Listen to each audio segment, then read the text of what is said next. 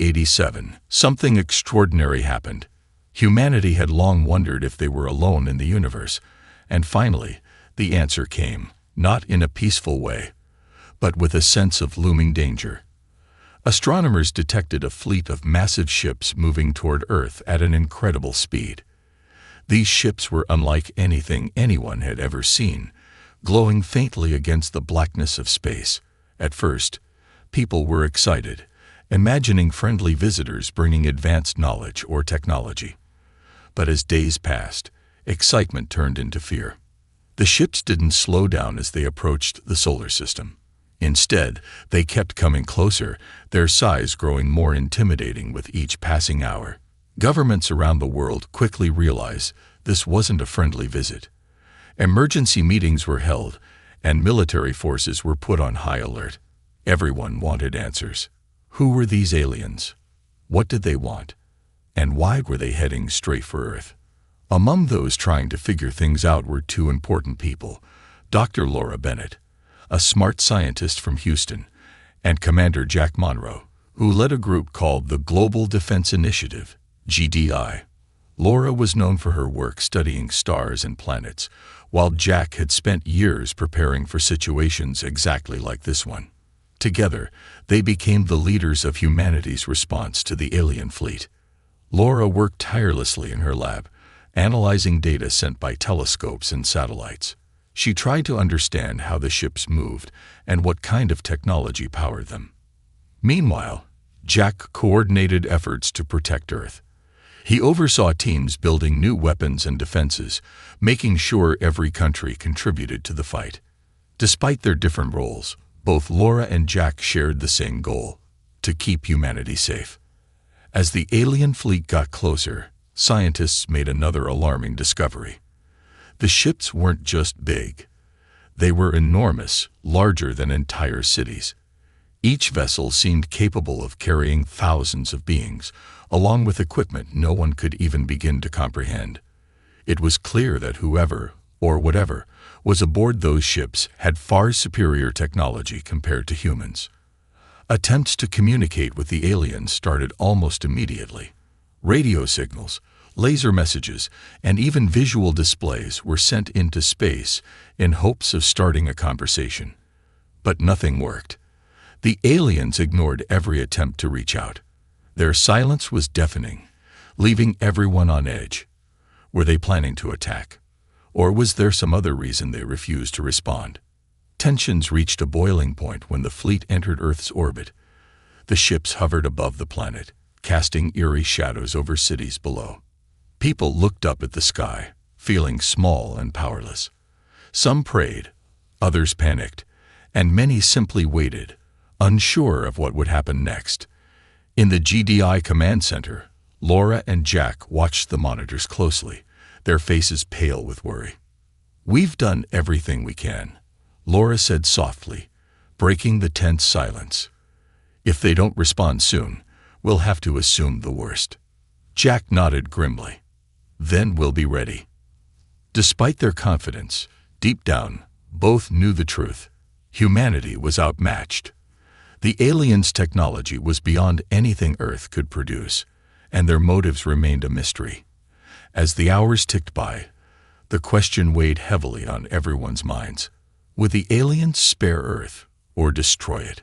For now, all anyone could do was wait. As the alien fleet continued to hover menacingly above Earth, humanity grew more desperate.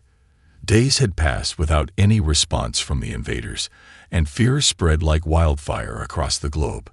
Governments were running out of options. Military leaders debated launching preemptive strikes, but cooler heads prevailed. Attacking such advanced beings without provocation could mean instant annihilation for Earth. Dr. Laura Bennett and Commander Jack Monroe found themselves at the center of the chaos. They worked long hours in the GDI command center, trying to come up with a solution that didn't involve war. Laura believed there was still a chance to avoid bloodshed. "We need to try one last time," she insisted during a meeting. "If we can show them we're not helpless, maybe they'll reconsider." Jack agreed, though he wasn't optimistic. Together, they devised a plan to send a powerful message directly to the alien fleet. Using cutting-edge technology developed by Laura's team, they created a broadcast unlike anything ever attempted before. The message included images of Earth's military might, rows of tanks, fighter jets, submarines, and even nuclear missiles. It also showcased humanity's resilience, footage of people rebuilding after disasters, exploring space, and working together despite differences. The broadcast ended with a clear warning: Earth is prepared to defend itself. Leave now or face the consequences. Though some thought the message sounded aggressive, Laura argued it was necessary. They need to know we won't go down without a fight, she said firmly. When the day came to transmit the message, the entire world watched anxiously. In the command center, Laura stood beside Jack, her hands trembling slightly as she pressed the button to send the signal. The room fell silent as the message played out, beamed into space with enough power to reach the alien ships. Everyone held their breath, waiting for a response. Minutes turned into hours, but the aliens remained silent. There was no reply, no acknowledgement of the warning. Instead, the fleet began moving again, descending deeper into Earth's atmosphere. Panic erupted in the command center. It didn't work, someone muttered, voicing what everyone already feared. Laura felt a wave of despair wash over her. She had hoped the aliens would listen, but now it seemed clear they saw humanity as insignificant. To them, Earth's weapons were nothing more than toys, unworthy of attention. Jack clenched his fists, frustration evident on his face. We gave them a chance, he growled. Now we prepare for the worst. Outside the command center, cities braced for disaster. People gathered in parks and streets, staring up at the glowing ships above. Some cried, others prayed, and many simply hugged their loved ones tightly, unsure if they'd see tomorrow. News channels reported live updates, showing scenes of both courage and chaos. A young journalist named Emily Dawson walked through crowds, capturing interviews. One man told her, "If this is how it ends, I just hope we go down fighting." Back in the command center, Laura stared at the monitors, her mind racing. Was there really nothing left to do? Just then, an idea sparked in her head. What if the aliens weren't ignoring the warning because they were arrogant, but because they couldn't understand it? Maybe their way of thinking was so different that human concepts of threats and diplomacy made no sense to them. If that was true, then humanity needed a new approach, one that went beyond words. But before Laura could share her thoughts, alarms blared throughout the room. The alien ships had started releasing smaller crafts, which darted toward Earth's surface. "They're deploying drones," someone shouted. Chaos broke out as everyone scrambled to respond. Jack barked orders, while Laura froze, watching the screens in horror. The moment of truth had arrived. Humanity's fate hung in the balance, and time was running out. Just when all hope seemed lost, an unexpected visitor arrived at the GDI command center. His name was Daniel Hayes, a quiet man in his late 50s with tired eyes and a weathered face. He claimed to have been abducted by aliens decades ago and held captive aboard one of their ships for years. At first, no one believed him. People like Daniel, those who claimed to have encountered extraterrestrials, were often dismissed as conspiracy theorists or attention seekers. But something about the way he spoke caught Laura's attention. "I know how their technology works," Daniel said calmly, standing in front of Jack and Laura. "And I think I can help you stop them." Jack raised an eyebrow skeptically. "Why should we trust you? You show up out of nowhere with this story, and suddenly you're an expert." Daniel didn't flinch. "Because I've seen it firsthand," he replied. "Their ships rely on quantum-based systems, energy fields that hold everything together. If you disrupt those fields, even for a second, their entire fleet could collapse." Laura leaned forward, intrigued. "How do you know this?" "They told me," Daniel said simply. "Not directly, but I overheard conversations while I was there. They didn't think I mattered enough to keep secrets from me." He paused, then added, "Look, I don't expect you to believe me right away, but if you want a chance against them, you'll need my help." After some hesitation, Jack agreed to let Daniel stay. They had nothing to lose at this point. Laura set up a small team to work with him, testing his theories and trying to understand what he meant by quantum-based systems. It wasn't easy. Daniel struggled to explain advanced alien concepts using simple Earth terms. Still, he proved useful, offering insights that matched patterns Laura had noticed in her own research. As days passed, trust began to grow between Daniel and the team. Laura spent hours talking to him, learning more about his time aboard the alien ship. According to Daniel, the invaders weren't just explorers or conquerors. They were scavengers, traveling across galaxies to strip resources from weaker civilizations. Earth was likely just another target on their list. They won't stop until they've taken everything, Daniel warned. But their tech has a weakness. A specific frequency of electromagnetic energy can destabilize their systems. That's your only shot. With Daniel's guidance, Laura and her team worked tirelessly to develop a plan. They decided to build a network of satellites equipped with experimental EMP devices designed to emit the exact frequency Daniel described. The goal was to flood the sky with waves of interference, targeting the alien fleet's core systems. It was risky, untested, and required perfect timing. But it was the best idea they had. Commander Jack oversaw the deployment of the satellite array, coordinating efforts with military forces around the world. "We'll get one shot at this," he reminded everyone during a briefing. "If we miss, we're done." Despite the pressure, morale improved. For the first time since the crisis began, people felt a glimmer of hope. Even Emily Dawson, the journalist covering the events, noticed a shift. In interviews, she heard scientists and soldiers alike express cautious optimism. "Maybe we can pull this off," one engineer told her. "If Daniel's right, we might actually stand a chance." But not everyone was convinced. Some doubted Daniel's story, wondering if he was hiding something. Others worried the plan was too complicated to succeed. Laura tried not to dwell on the doubts. She focused on the task at hand, knowing failure wasn't an option. The day of the operation approached quickly. As preparations neared completion, Laura found herself thinking about Daniel's words. Could humanity really win against such overwhelming odds? Or was this just a desperate gamble? Whatever happened next, one thing was certain. Earth was about to face its greatest test yet. The day of the operation arrived, and tension filled the air. Everyone at the GDI command center knew that humanity's survival depended on what happened next. Dr. Laura Bennett double-checked the calculations for the electromagnetic frequency one last time. If they got it wrong, the entire plan would fail. Beside her, Daniel Hayes watched silently, his expression unreadable. Commander Jack Monroe paced back and forth, barking orders into his headset as teams around the world prepared to launch the satellite array. Outside, cities were eerily quiet. Streets usually bustling with life were empty, as people stayed indoors or gathered in shelters.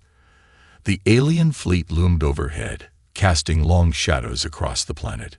Smaller drones continued to descend from the massive ships, probing Earth's defenses.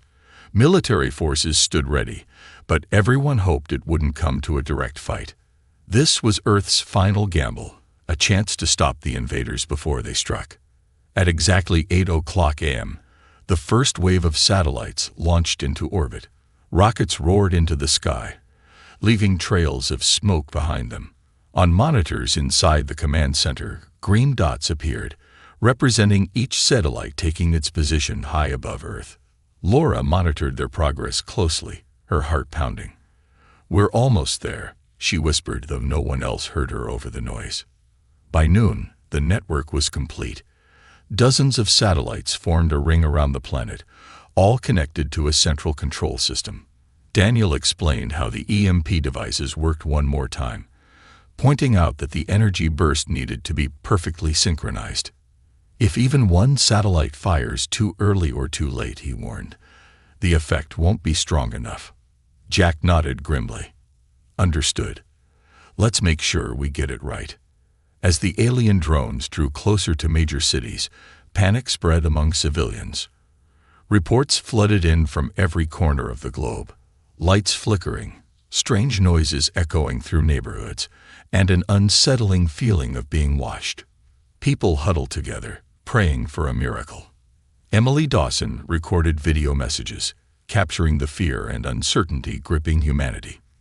"This is it," she said quietly into her camera.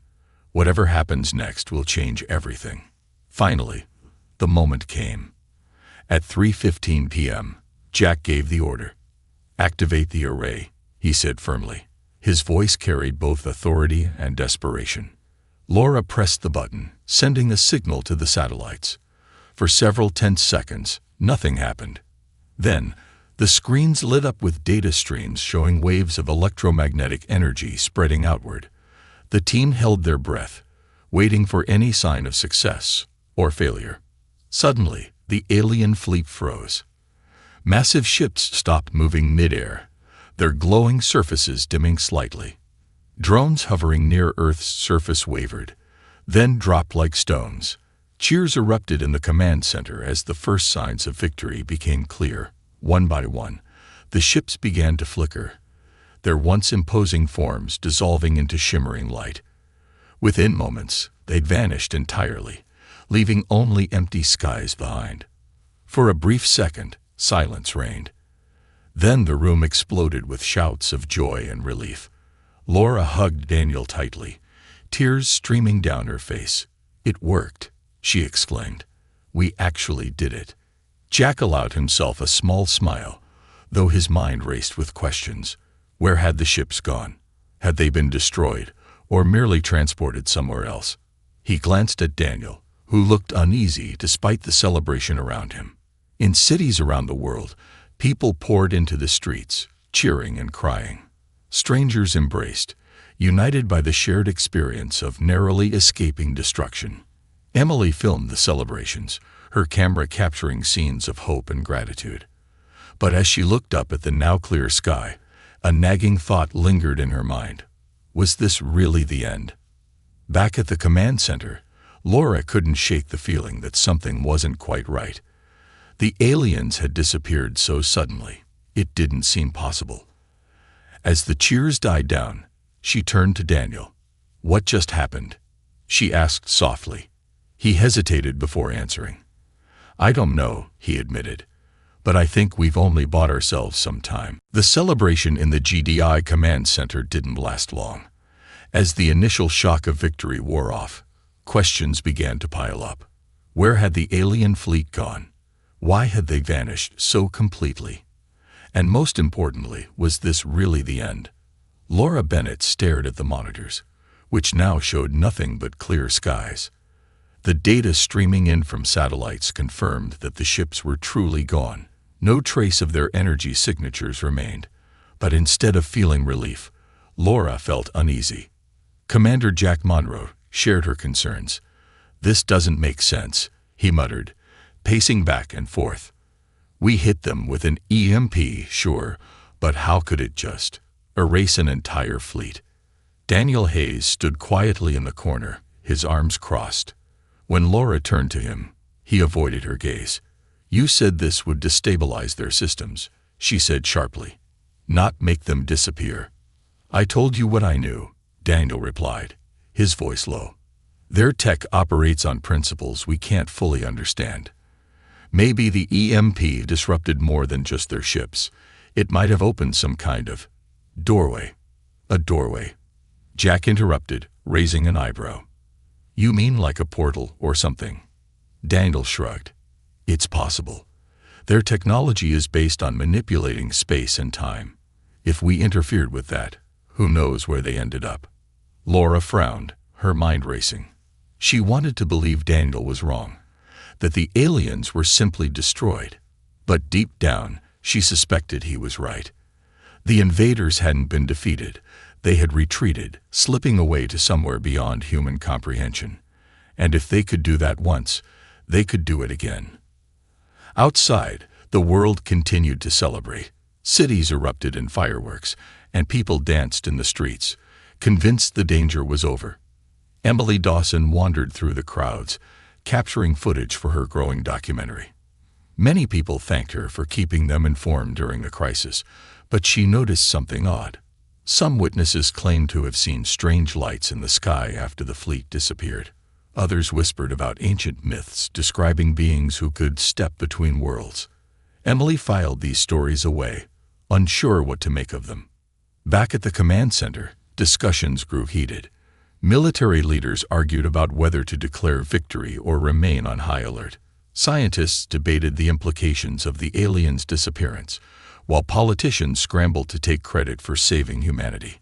Amidst the chaos, Laura focused on analyzing the data from the satellites. Something about the energy readings didn't add up. The frequency they'd used should have caused localized interference, not wiped out an entire fleet. It was as if the aliens' technology had amplified the effect, or redirected it. Jack joined her at the workstation, rubbing his temples. "What are you thinking?" he asked. "I'm thinking we got lucky," Laura admitted. "But luck doesn't win wars. If they come back, and I think they will, we need to be ready." Her words sobered the room. Slowly, the mood shifted from triumph to unease. People began to realize that the aliens' disappearance wasn't necessarily a victory. It might just be a temporary reprieve. As night fell, the command center quieted. Most of the team went home to rest, but Laura stayed behind, poring over the data. Daniel lingered nearby, watching her silently. Finally, he spoke. "You're worried, aren't you?" She nodded. "They underestimated us this time. Next time, they won't." Daniel sighed. "Then we'd better learn everything we can before they return." For hours, they worked together, trying to piece together clues about the aliens' technology and motives. Laura couldn't shake the feeling that humanity had only scratched the surface of what was coming. Somewhere out there, beyond the stars, the invaders waited. And when they returned, Earth might not be so lucky. In the weeks following the aliens' disappearance, life on Earth slowly returned to normal, or at least as close to normal as it could be after such an event. Cities rebuilt damaged infrastructure, and governments worked together to strengthen global defenses. People went back to their routines, but a lingering sense of unease remained. The question everyone avoided asking aloud still hung in the air. Would the aliens return? Dr. Laura Bennett threw herself into her work, determined to understand what had happened. She spent long hours in her lab, analyzing every bit of data collected during the operation. The energy readings from the satellites puzzled her. They showed spikes and patterns that didn't match any known physics. It was as if the alien fleet hadn't just vanished. It had been pulled into something else, like a doorway or another dimension. But without more information, she couldn't prove anything. Commander Jack Monroe focused on preparing for the worst. He oversaw new training programs for military forces, ensuring they were ready for another attack. Weapons systems were upgraded, and early warning networks were expanded. Still, Jack couldn't shake the feeling that humanity's victory was hollow. "We got lucky," he told Laura one evening. "Next time, we might not." Meanwhile, Daniel Hayes became more withdrawn. Though his knowledge had been crucial to defeating the aliens, he struggled with guilt. He often stayed late in the command center, staring at maps of the stars. When Laura asked him about it, he admitted he was searching for answers. "I don't think they're gone forever," he said. "They'll come back, and when they do, they'll be angrier." Emily Dawson continued documenting the aftermath of the crisis. Her book, titled *Shadows Among Stars*, gained widespread attention. In it, she included eyewitness accounts of strange lights seen in the sky after the fleet disappeared. Some claimed the lights moved erratically, vanishing as quickly as they appeared. Others reported hearing faint hums or feeling sudden drops in temperature. Emily couldn't explain these phenomena, but she believed they pointed to one thing: the aliens weren't entirely gone. Public opinion was divided. Many celebrated the apparent victory, convinced Earth was safe. Others grew paranoid, stockpiling supplies and building underground shelters. Conspiracy theories spread like wildfire, with some claiming the government knew more than it let on. Even within the GDI, tensions ran high. Military leaders wanted to focus on defense, while scientists pushed for further research into alien technology. Laura found herself caught between these two sides. She agreed with Jack that preparation was essential, but she also believed understanding the aliens' motives was key to survival. With Daniel's help, she began studying ancient texts and myths about extraterrestrial encounters. To her surprise, many described events eerily similar to what had just happened: beings appearing from nowhere, wielding advanced technology, and then disappearing without explanation. One night, while reviewing satellite images, Laura noticed something unusual. Faint traces of energy lingered in certain parts of the atmosphere, invisible to the naked eye, but detectable by sensitive instruments. Could this be residue from the alien fleet, or evidence of their presence elsewhere? She shared her findings with Jack and Daniel, who both agreed it warranted further investigation. Despite the progress, unanswered questions weighed heavily on everyone. What did the aliens want with Earth? Why had they chosen now to invade? And most importantly, where had they gone? The lack of answers left humanity vulnerable, unsure of when or how the next threat would arrive. As months passed, the world settled into an uneasy peace. But deep down, people knew the aliens weren't truly gone. Somewhere beyond the stars, they waited, and humanity could only hope it would be ready when they returned. Months turned into years, and life on Earth began to feel almost normal again. The fear that had gripped humanity during the alien crisis slowly faded, replaced by a cautious optimism. People went about their daily lives, rebuilding and moving forward. But beneath the surface, the memory of the vanished fleet lingered like a shadow, a reminder that the universe was far more dangerous than anyone had imagined. Dr. Laura Bennett never stopped working. She dedicated herself to studying the strange energy traces left behind after the aliens' disappearance. Though faint, these signals offered clues about their technology and possible motives. With Daniel Hayes by her side, she pieced together fragments of information, hoping to uncover answers before the invaders returned. "We can't afford to be unprepared," she often said. "If they come back, we need to understand them." Commander Jack Monroe retired from active duty, but remained an advisor to the Global Defense Initiative, GDI. He spent his days mentoring young officers, sharing lessons learned from the crisis. Jack knew better than anyone how close humanity had come to destruction. He urged leaders to stay vigilant, warning that complacency could lead to disaster. The aliens didn't just vanish for no reason, he told anyone who would listen. They're out there, watching us. Emily Dawson's book, *Shadows Among Stars*, became a global sensation. It sparked widespread debate about humanity's place in the universe and whether Earth was truly alone. Emily traveled the world, giving talks and interviews. She encouraged people to think critically about what had happened and to prepare for the unknown. "We've been given a second chance," she said during one speech. "Let's not waste it." Despite the progress, unanswered questions haunted those closest to the crisis. Laura and Daniel continued their research, driven by a shared belief that the aliens would return. They studied ancient texts, modern science, and even conspiracy theories, searching for patterns or connections. One discovery stood out. References to beings capable of stepping between dimensions appeared in cultures across history. Could this explain how the fleet had vanished so suddenly? And if so, did it mean they could reappear at any moment? Public opinion remained divided. Some saw the aliens' disappearance as proof of humanity's strength, while others viewed it as a temporary reprieve. Military forces stayed on high alert, conducting drills and developing new technologies. Scientists worked tirelessly to unlock the secrets of quantum energy, inspired by the success of the EMP operation. Governments collaborated more closely than ever, pooling resources to ensure Earth was ready for whatever came next. In quiet moments, Laura found herself reflecting on everything that had happened. She thought about the choices they'd made, the risks they'd taken, and the lives saved because of their efforts. She also thought about Daniel, whose knowledge had been both a gift and a burden. He rarely spoke of his time aboard the alien ship, but when he did, his words carried weight. "They're patient," he once said. "They'll wait until we let our guard down."